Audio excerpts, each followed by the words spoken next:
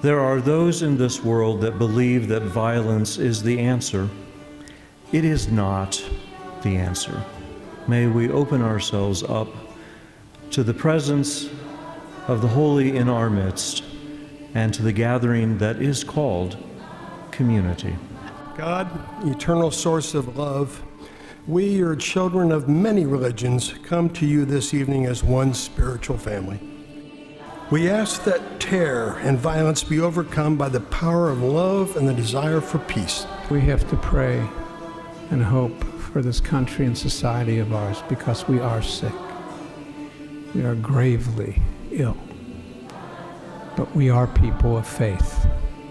Yea, though I walk through the valley of the shadow of death, I will fear no evil, for thou art with me. Lord, shorten the distance between my heart and another's calamity. Remind me that I truly am part of a global village dear to God.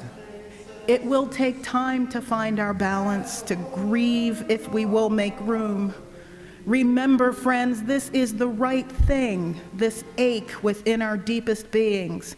My first reaction was a feeling of terror. The two of us were born into a civil war that lasted for 30 years. So most of our lives we'd known a war situation till 2009. The suicide bombs, the constant worry that you might go out and just not come home that day. It had been almost 10 years since the war had ended in Sri Lanka, and just thinking that we would go back to the situation where we would never know, as my sister Aisha was saying, going back, whether we would, when we went out of the house, whether we would go back home. After the bombings this Easter, seeing the way the religious leaders came together and were speaking out about building unity and not letting the terror and fear grip the country, and which could cause further divisions between groups. That has been something which is really promising.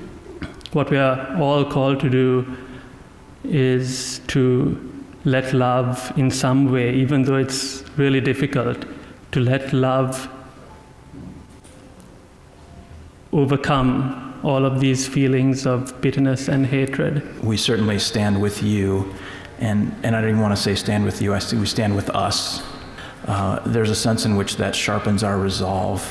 Until we can look in the faces of each other and see the divine spark of love, the gift of breath that God has given all of us, we will not find peace.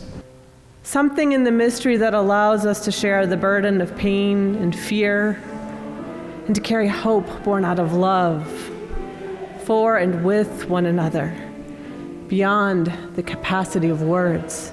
And I'm reminded that a few individuals with violent intent do not represent the billions of people on earth who, like us, are standing together.